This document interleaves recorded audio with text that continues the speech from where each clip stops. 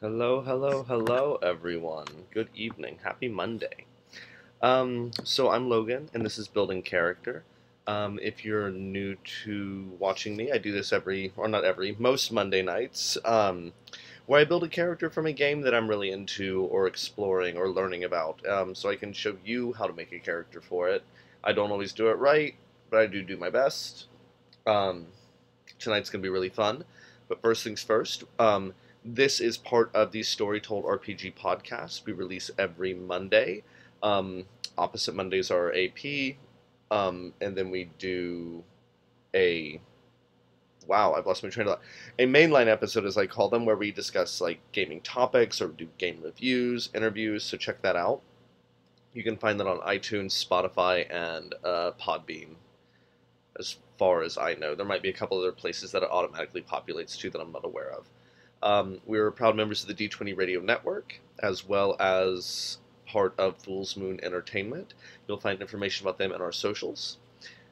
We are affiliated with Metallic Dice Games. If you go to their website and place an order and enter the code STORYTOLD10, all together, no spaces, you'll receive 10% off your order. They make some really, really amazing dice. And that's kind of announcements. Or not announcements, but, the things I need to say. Tonight, I'm going to be talking about, as I shared on Twitter and Facebook, The Great American Witch RPG by Christopher Gray. And it was distributed by Gallant Knight Games.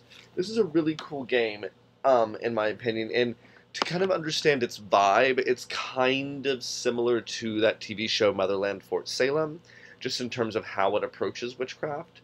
And, like, at least in my mind, that's, like, the immediate association I've had with it. What is really cool about it is much more narrative-focused. It uses 3d6 for its dice mechanic system.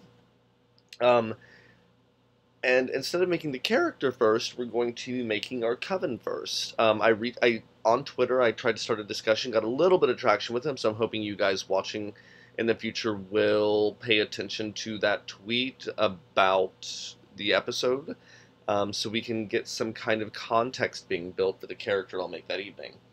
But what was suggested is that something about reality TV, and while I don't think that's the right vibe for the game, I did think maybe these characters that I'm going to make are part of a documentary series being done about them. These witches that are trying to shed light on what they do and why, perhaps for their own witch community. And so with that idea in mind, we're going to build these characters in our coven using that as our frame of reference. So first things first is we do the coven worksheet, and then we'll go into looking at all the different crafts and all the different covens. The crafts are basically your lineage, and the covens are kind of what your coven does and what it's about. It becomes a very thematic thing for the game you're going to play. So you'll see on the screen now, losing my mind. That's what you're saying, me losing my mind. So after you've chosen what type of coven you want to play, you come together and choose some additional details. So you'll see this coven worksheet here. We'll come back to this because you have different types of covens. Let's see, I'll give you a little rundown of what they all are. You have the Coven of the Divine. They want to make witchcraft mainstream by integrating it with established religions, activists in a way because they believe mundanes and the people of the Mother Goddess can coexist through religion. That could be an interesting idea for us. The Coven of the Hearth welcome all witches who practice under the Seven. The Seven being the ruling body of witchcraft in this egregore, in this mythos, in this meta plot. One from each lineage is elected for life to kind of guide witches in America. This is very an American-focused game. I do think with a little bit of work, you could probably put it anywhere in the world if you wanted to, but it is called the Great American Witch, which, where did I go? Leave it, is based loosely, at least mechanically, on this game, The Great American Novel. So it's a collaborative storytelling game, much like The Great American Witch, and it's kind of derived from things that Christopher learned in that to kickstart this a while back. I don't think Coven of the Hearth would be right for what we're doing tonight. You also have Coven of the Inverted. They openly reject traditional ways of witchcraft and the authority of the Seven. I don't think that's right either. Coven of the Oracle are neutral advisors. Coven of the Storm believe most covens are doing too little to dismantle the imbalance of powers in society. They want to replace society with something more balanced. Coven of the Sleepers are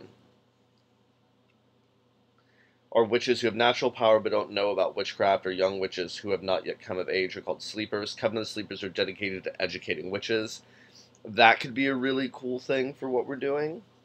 Coven of the Town, they protect their communities. Coven of the Veil, they want to keep it secret. Definitely not for what we're doing. And Coven of the Whispers are witches embedded in the government to help affect political and social change. Coven of the Whispers could be interesting too. However, I think it's really between Divine and Sleepers, and maybe Town.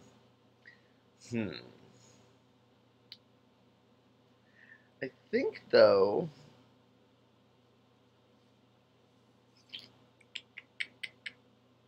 let's go with Coven of the Sleepers. So we'll just go to our page here and pick a couple little things. Storm, Veil, Town, Sleepers. Perfect. Witches who have natural power but don't know about witchcraft, or young witches who have not yet come of age, are called sleepers. Covens of the Sleepers are dedicated to finding and educating young witches. So first things first is we choose our oath. And then I'm going to go through this pretty quickly because I do want to try to make 3 witches tonight. What is going on and why is that being like that?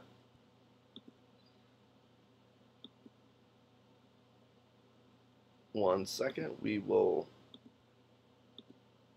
I'm not sure why this is being weird. There we go. Huzzah, we got it fixed. Okay, so first things first is we have to choose an oath. Jessica Lange is 6 feet under because the Supreme is not her anymore. Although that's fun. I mean, I guess you could do American Horror Story Coven with this too. I think Great American Witch is theoretically a little bit lighter in tone than American Horror Story, but it doesn't have to be. That might also be my perception of this. Okay, so first things first, your Coven's sworn oath is blank. We choose one.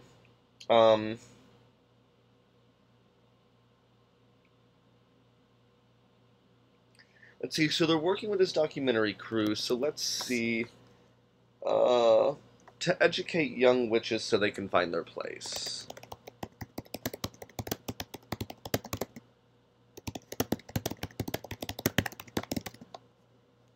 My spacebar is a little wonky sometimes, I mean, on top of me not being able to type well. Which, you know, I've not figured out. I'm on my computer all the time. You'd think I'd be a lot better at it than this. Okay, so the Coven's Hearth. Covens of the Sleepers will exclusively choose schools, boarding homes, and other educational facilities. They rely heavily on academic structure and need spaces to accommodate that. Let's do a boarding house with extensive campus.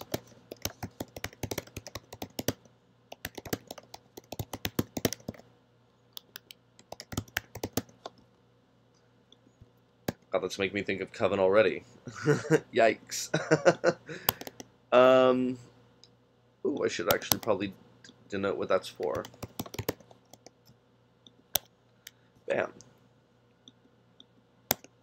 Let's see. So next, the Coven Sabbat and Atonement. So a Sabbat is basically a holiday. An atonement is like a day of atonement, so a day that they reflect and deal with past transgressions and sins. So the Sleeper's Sabbath is observed on the vernal equinox.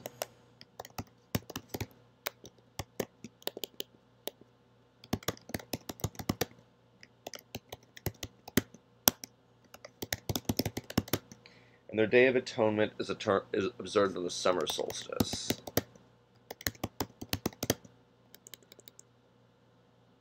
And this stuff is detailed in the book on what those do and why. Initiation. Oh. No, we'll get to that in a minute. Coven rituals are very difficult and take time to properly execute. All participating witches roll. Let's see, you have 3. You have the Mercy, which is all participating witches have the power to grant a spell to a person who does not have one, even a mundane. Rolling Wisdom, all the participating witches will have the power to grant a craft to any witch.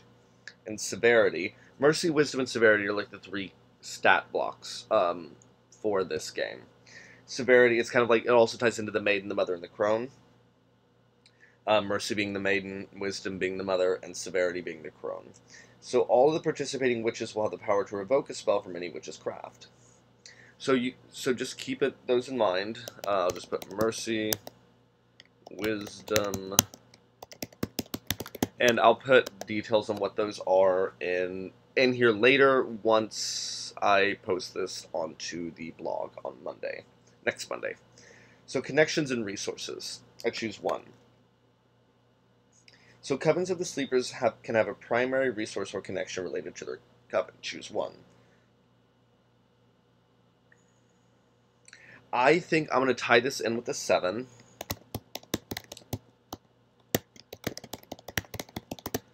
And make this like an official documentary that they're working with. And the 7 directly support the Coven and uses them for official initiations.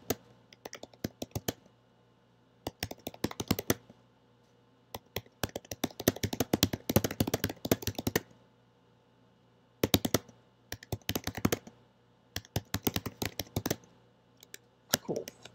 So, you saw that sheet I had out before on Adobe, the Coven worksheet. We are going to switch back to that. Transition. Bam. Okay, so now we're going to fill this out. And I think I'm going to actually roll. If something doesn't make sense, I'm going to re-roll. Cool? Awesome. So, after you've chosen what type of coven you want to play, your group will need to come together with some additional details. Choose from below or roll a 6-sided dice. So, first things first is we choose resources. So, 6. A wealthy coven that generates enough revenue so that witches do not have to work. That makes sense with what they have to do and what they're doing. They've been chosen, they are funded, they are fine.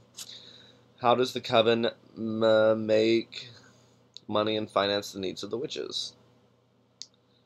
I'm actually going to pick this one. Because the 7 does it for them, I'm going to choose 3. Service offerings, consultancy, or broker. And I think that makes sense that the 7 is kind of funding them. So how does the coven distribute its money to the witches? Now this could be interesting and change some of the dynamics a little bit. 4. Pooled together and only distributed based upon need. I think they probably have to write to the 7 or communicate with them and somehow to dispense funds for what they need.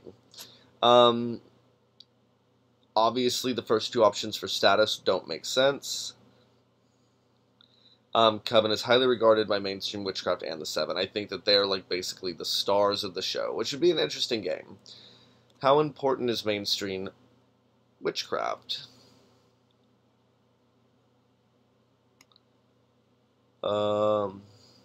I think that they think it's essential to be accepted by other covens in the 7. How important is the mundane to the coven? Now this could get interesting. 3. The mundane is more important than witchcraft. Maybe that's something that they're trying to regulate, not regulate, put together. Put together. Y'all are quiet tonight. I mean, y'all are always quiet. No one really talks that much anymore except me, I suppose. Let's see their influence. 5. The Coven has some notoriety and is respected. This is probably some kind of new initiative. How many members does the Coven have? Now, this one's interesting because I'm going to make 3 witches that would be part of this Coven that would be played by players. But are there more? 2. A modest amount between... Oh, only the player characters are members. Interesting. Interesting. How does the Coven assert authority among other witches and covens? Through strong diplomacy. Cool. I like this. I like this a lot. I think this makes a lot of sense. So, now that we kind of know a little bit about the Coven, they work through diplomacy, they have the full support of the 7, everything is hunky-dory. Now we get to make our characters. So, I'm going to let you know about the crafts. There's the Age. Is a tradition born out of the ancient Yoruba magic transported to the Americas through the slave trade. And it is not a goddess or witch as much as the overall power and energy of women. Age magic focuses on seeing through deception, breaking down social structures, and bringing balance to society. That could be really cool for our witches. So we'll think about that. I do know that I want 2 of my witches to be related. I keep thinking about twins, so I'm only going to have 2 crafts here. But those are going to look very different. Ooh, pardon me, my throat's very dry. You have the Hag, which is born from the Scottish Celtic tradition of the Cailleach. The Hag has made its way through traditional Western European witchcraft traditions. You have the Hecate, which is embodying ancient Greek and Roman traditions. Hecate magic is focused on communing with human spirits and ghosts, guiding others and resurrecting the dead. I don't think we'll have any Hecate. Oh, that's right. The Hag is focused on communing with non-human spirits and fae, traveling beyond the veil and using ancient wisdom. I don't know if the Hag really fits either. You have Lilith, which has Christian roots. Its magic is focused on primal blood magic, vampires and the undead, communing with other witches. I'll probably have a Lilith. So let's go ahead on here and just put Lilith. I think Lilith makes a lot of sense. And I think the Lilith will probably be the outsider, the non-sibling. Let's see, we have Mary Isis, Greco-Roman tradition of Isis as the mother of magic. It's focused on healing, bringing people together, and protection. I'll probably go Mary Isis for the twins. Let's see, we have Spider Grandmother. Magic includes ceremony, guidance, and healing. Is focused on nature, balance, and wisdom. Spider Grandmother could be really cool, but I think Lilith... I think I like Lilith better for this. You also have Tara, the Buddhist savior goddess of wisdom and inspiration. She has a long history in the old world, and her tradition moved into the new world through Buddhism and Western mysticism. It's focused on balance, transformation, and use of different forms for different purposes.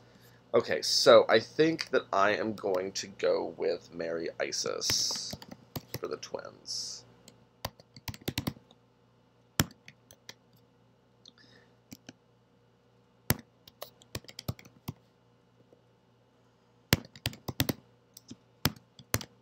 Okay.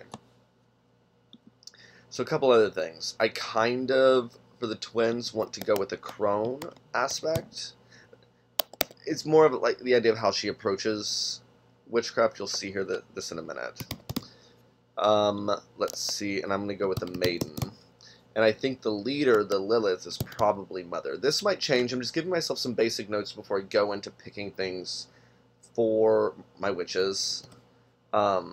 To kind of streamline this just a little bit.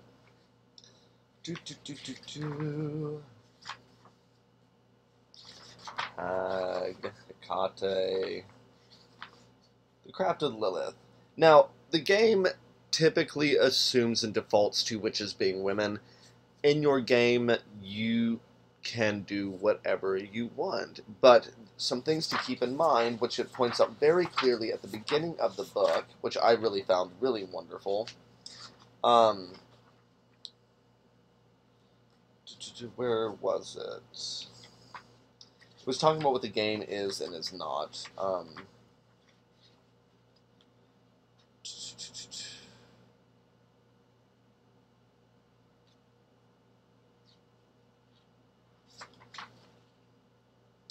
Okay, so the game is not an excuse to objectify women. The witches in this game are three-dimensional people with complexity, nuances, and humanity. An excuse to sensationalize persecution, subjugation, or violence against women. Witches are in a position of power in this game, and while they are threatened, they are not helpless. They can take care of themselves.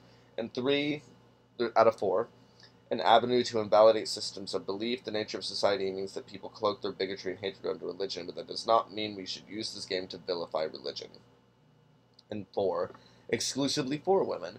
There's a focus on the feminine nature of a particular spiritual system, but does not mean the game is for women. This game, nor indeed do witches in this game. This game, nor indeed do witches in this game care at all about gender. So it can be anything, but it does default to women, and I think that's right. Okay. So it says here on the Craft of Lilith page that practiced centuries before it was sanctioned, Lilith is one of those feared crafts. It was born of an ancient Jewish tradition honoring the first wife of Adam, who refused him. The Lilith tradition embraces the rejection of subjugation as humanity's finest achievement. Lilith magic has been practiced for thousands of years and utilizes a primal approach to its practice, including blood magic. Lilith witches are credited for having originally created vampires to curse their enemies eternally. Though it is an ancient craft, Lilith did not become sanctioned until the Secret War, which is detailed at the beginning of the book. The Seven sanctioned Lilith in 1917 to help bolster their efforts in driving away threats at the tail end of the war. Lilith witches can naturally sense vampires and the undead. They are highly tuned into the thoughts of others, often able to telepathy naturally, especially with other witches or those with whom they forge strong emotional bonds. Lilith witches are also highly empathetic, even if they are not emotional themselves. The Lilith craft relies both on wisdom and severity. Let's see. So, let's go with, you have to choose an array and they give you 3 options. We're going to go Mercy, -2, Wisdom, +2, and Severity, +0. Now that Lilith the craft of Lilith abides by these laws. Magic shall be done to bolster the power and influence of the Mother Goddess. Children shall not be harmed, and blood for spells must be given willingly.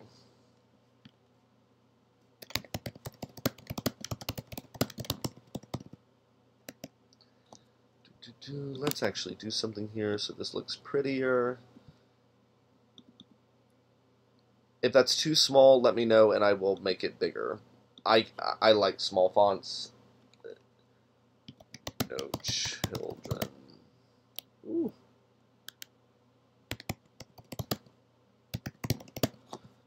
If that is too small, can someone... Hi, Brain Adventures, how are you?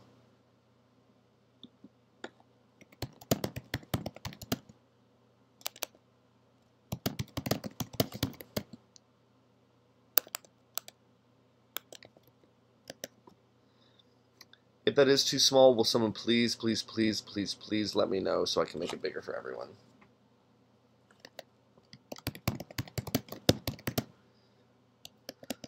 Okay, and I'll come up with a name for all of these witches at the end. So Sabbats and Atonement. So their Sabbat is Rosh Hashanah in September or October.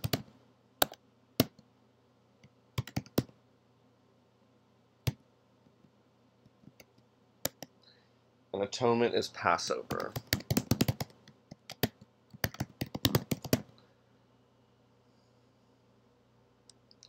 So, Refuge is a school or nursery, a vampire abode, Jewish temples, or Kabbalah centers. I think we're going to go... So the Coven itself has the boarding house. I think that their refuge is probably a school. And what we do when they go into play is we define that school, talk about what it is in more specific examples. So background.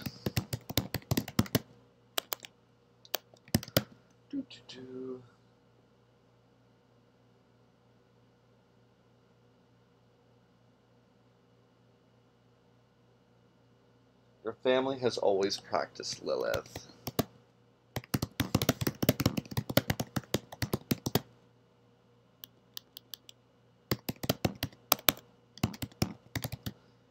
So I think she, we're gonna name her Sarah. We'll come up with a good last name here later. Comes from a long line of Lilith practitioners. Lifestyle.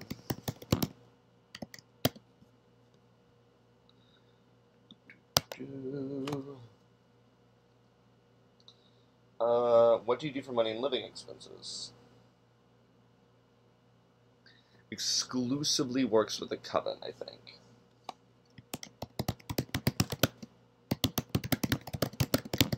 I kind of see Sarah as the de facto leader of the Coven, in a lot of respect. Resources. And so you see with this kind of game, all of this stuff becomes narrative things that you can pull from to plug into the game that you're playing.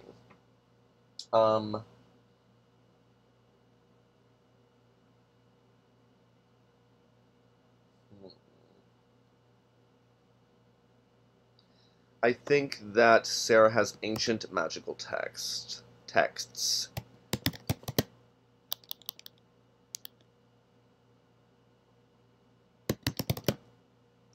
I cannot type ever. Wow, I'm having... There we go.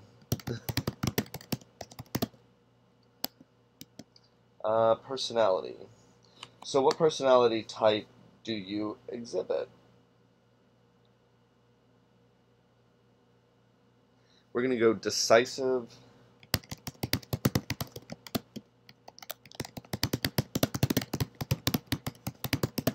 And authoritative. Oh, that's not misspelled? Okay, sure, right. Lovely, lovely, lovely. Brain, do I know who you are? Or are you new to us? Welcome either way. It's just good to see. I'm not sure if I know you. I hope I know you. If not, I would love to know you. Welcome. Glad to have you here. Let's see. Relationships.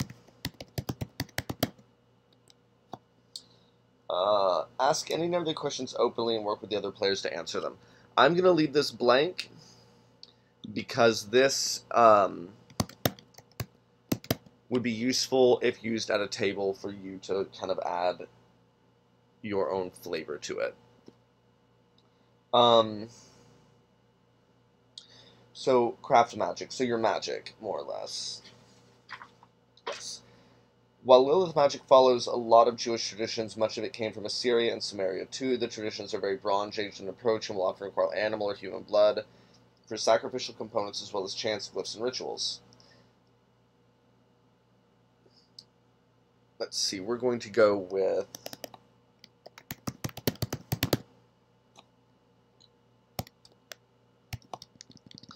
Lilith Mother Magic. Now, this can change in play.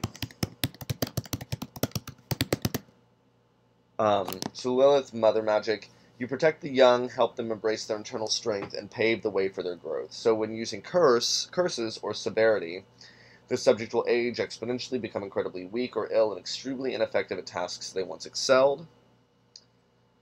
Divination, you'll reveal to a subject, and divination comes from wisdom, you will reveal to a subject what they must do to conquer their challenges and inspire them to make lasting positive change. And with blessing, or mercy, which Sarah is not good at, The subject will be feared by those they choose. The affected people will be terrified of their presence and react accordingly. So, that's Sarah, more or less.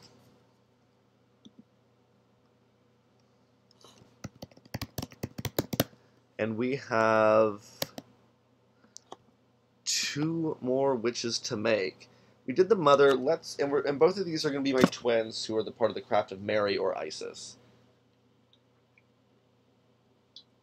Interesting that we're going Mary and Lilith, and there's a very Judeo-Christian slant to this, but there we are. So this craft was sanctioned in 1972 as Mary, but modern witches will choose which aspect they connect with the most. The choice doesn't change the craft's mission. So I think one of them, probably the crone, is going to go hardcore Isis with this and identify with her. While I think the maiden probably goes with Mary. And I think that will be an interesting play between the 3 of them.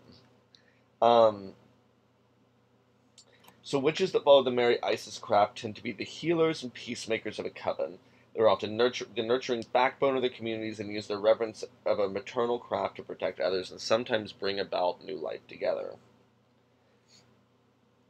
Okay, so I think the crone is going to be the sister,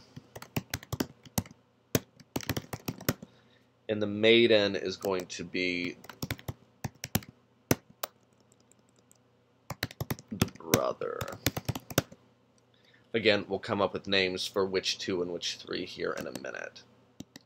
So for the crone and Isis, I think we're going to go with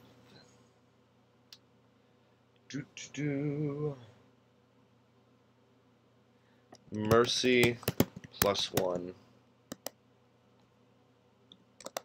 Oh, I have to have things match. I'm sorry.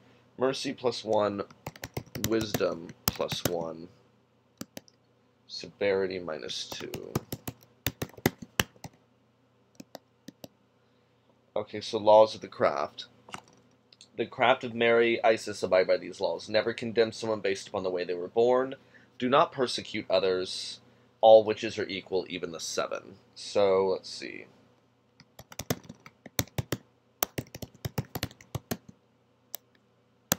Condemnation.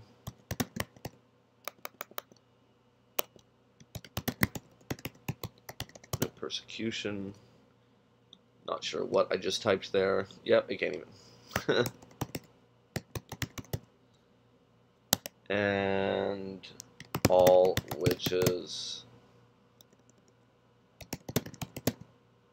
are equal. Guys, my typing is really getting worse and worse and worse. I don't know what to tell you. I don't know what to tell you. Sabbats and atonement. The Sabbat is Christmas, which is interesting. And their atonement. Why is that saying that's weird.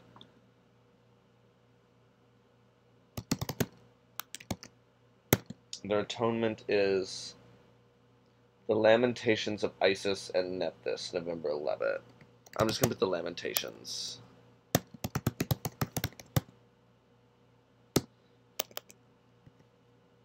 And I'll come back to that later when I pretty this up for the blog post.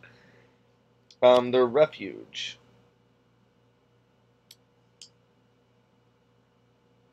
So this is the Isis and our mother and our crone aspect. I'm going to go a pagan place of worship.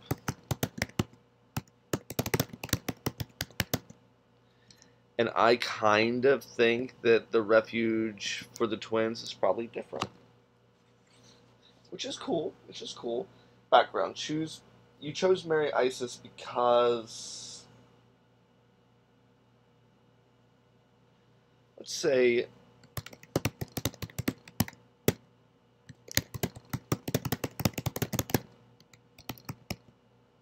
you have a talent for healing.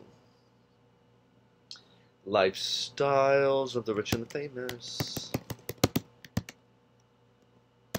Lifestyle. We're gonna go spiritual leader. Resources.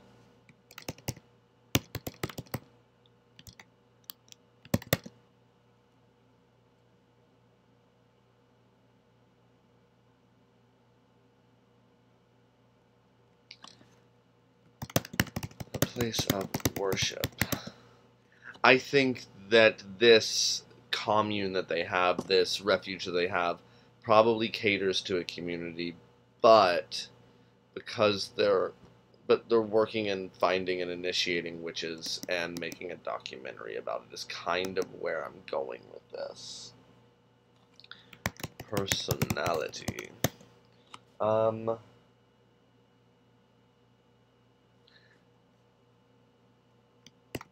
Dependable and assertive.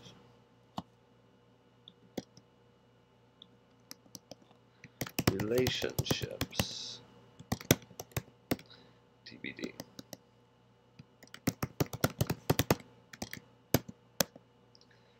Let's see.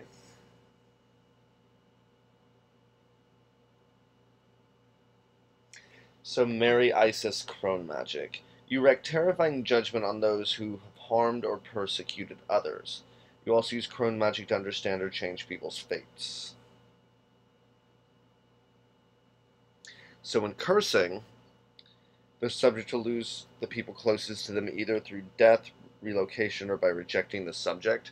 But my severity is -2, so probably not doing much of that.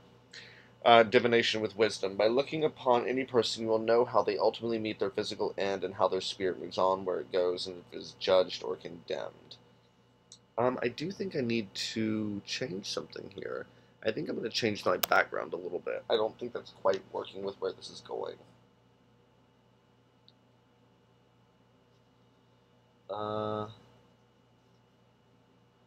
You wish to use magic to help the needy.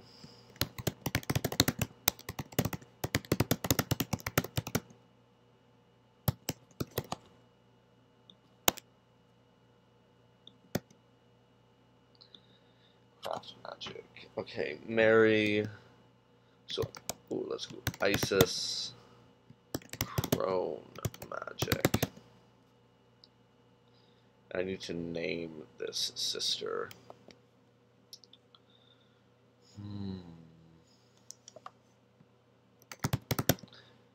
No, I don't like Tanya.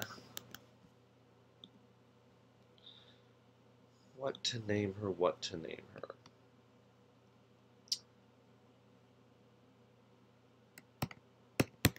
Addie. We're going to name her Addie. Let's see. So, now we go into Witch 3. And some of this I'm going to copy paste. We're going to have a little bit of time left over, which is going to be fun. There might be another aspect to some of this.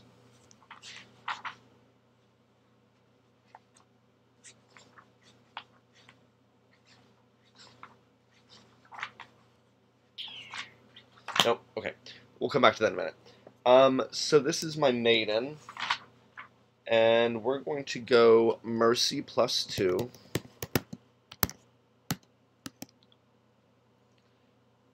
Wisdom +0. So we're not very severe. Let's see, this can be just cut and paste, which is nice. Refuge.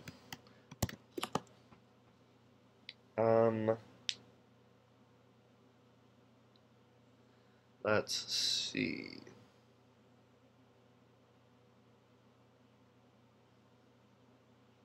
So Addie's a spiritual leader. Sarah is kind of the leader of the coven and working exclusively with the coven. What do I want? And we have a school, a place of worship. We're just going to go actually the same with this, and this brother helps his sister. at the same refuge. Background. Now,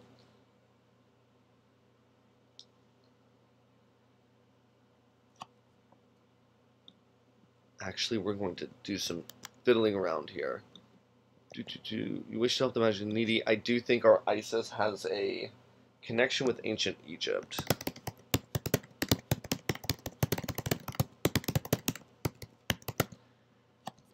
I think that makes sense with Addie, actually. Ooh.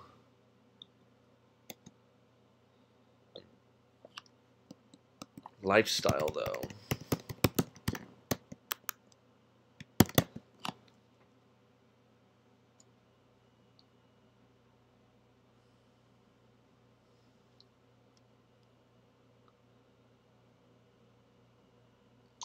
You know, let's... Since we made a spiritual leader, we made someone who kind of protects the coven. Let's turn this into a clinic, the refuge, which... a healing center. And we'll make his lifestyle a nurse.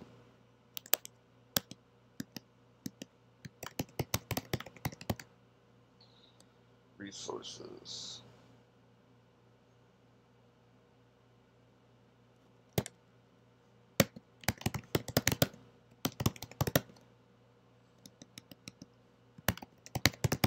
Personality.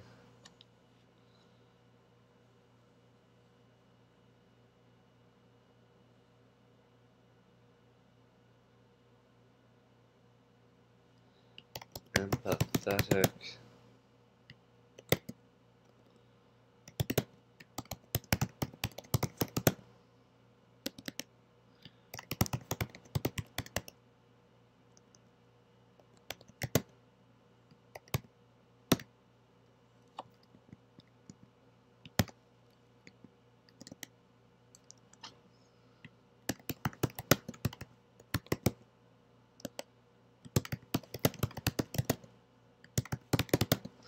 So,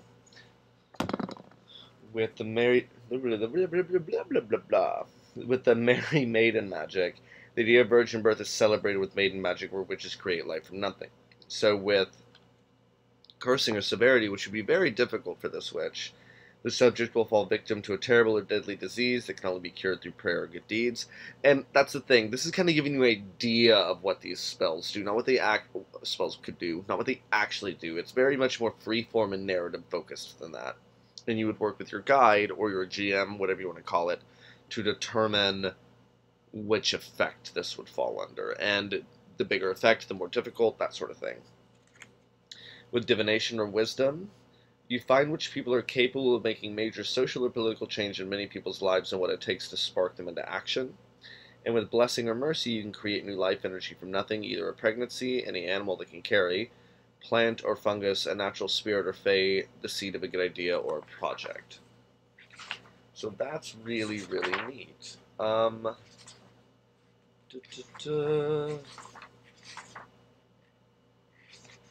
So just to kind of give you an idea, in the Great American Witch, you can present a dilemma. These are your moves. It's very similar to PPT in that respect.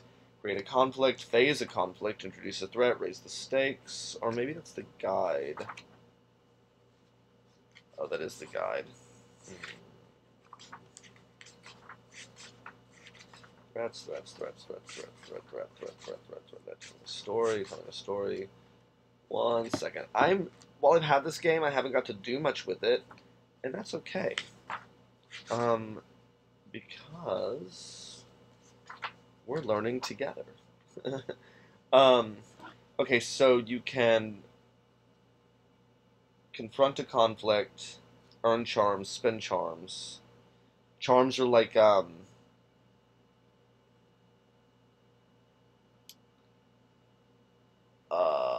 charms are like experience, kind of. You can spend charms to switch your witch's aspect to do magic or a move, your aspect being the Maiden Mother Crone. You can spend charms to create a truth, introduce a story element, or a setting character. And then your moves are awareness, which keys off wisdom, befriend, which keys off mercy, condemn with severity, enforce your will with severity, lash out with severity, make a stand with wisdom, navigate others with wisdom, and protect and rally, both key off mercy. So each one of these has 3 moves. So you have 9 moves. If you get a 7 plus, a conflict is subdued or resolved. If a concession is desired from a character player, in this game they call them character players, they get a +1 charm to concede. If rolling magic against a character player, they get +1 experience in their aspect if they concede. The guide narrates the outcome and has full narrative control, and if the result triggers the end of a chapter, the guide transitions to a new chapter. On a 10 plus, you apply all the 7 plus outcomes. If you roll a move, the player gets +1 charm, and if they're rolling magic, they get +1 experience. And on 6 or under, the conflict is not resolved. There's a way to earn charms with that, and the guide narrates the outcome.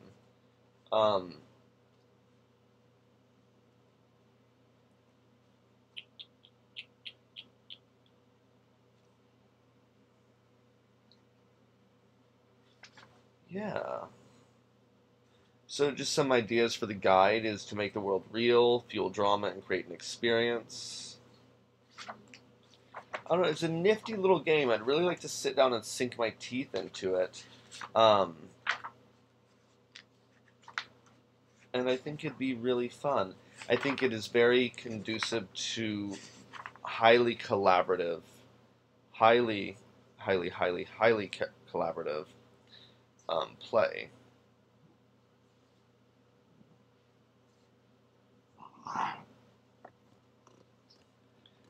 Wait, what is this? Oh, okay. Okay, here's what I missed. I knew I missed something. So, and I'll name my third witch in just a minute. So when you're rolling, you roll your 3d6, or you roll your 2d6 and add or deduct the move's associated stat. So I'm doing a move that's Mercy. For Sarah, I would deduct -2. Because she is the mother, though, she adds plus, if I were doing anything with Wisdom, I'd add +1 to Wisdom. And that also determines her craft magic, too, from what I understand of it. So the crone gets +1 to severity. So Addie might be a little bit better. Well, technically, Sarah will be better at our curses, regardless. And then our witch, the brother with the maiden, will add +1 to mercy.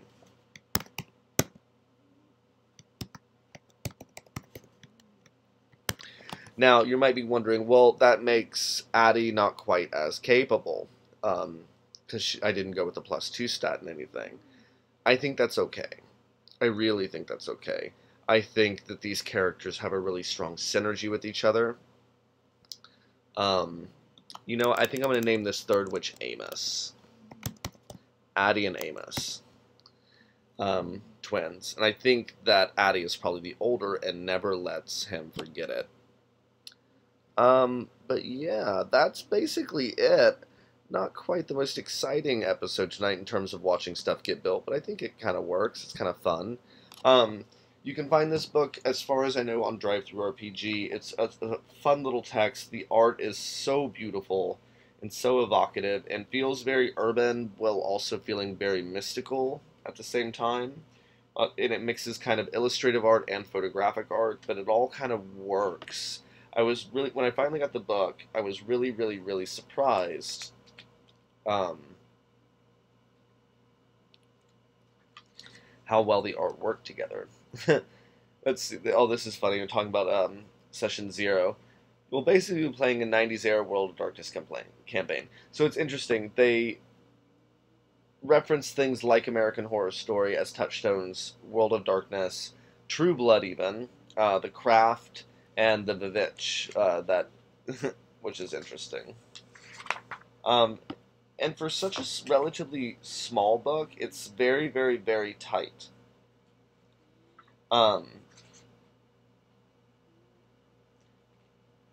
Yeah.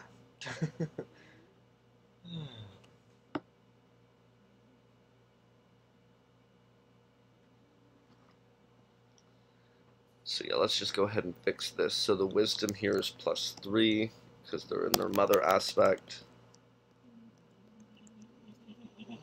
Yeah, if you hear that snore, that is my dog.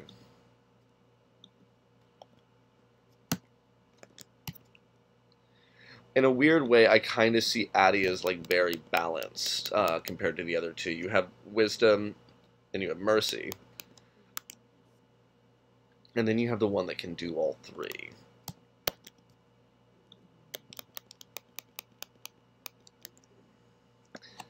So yeah, that's that. The relationships, you know, you'll build that with your when and if you play them in a game.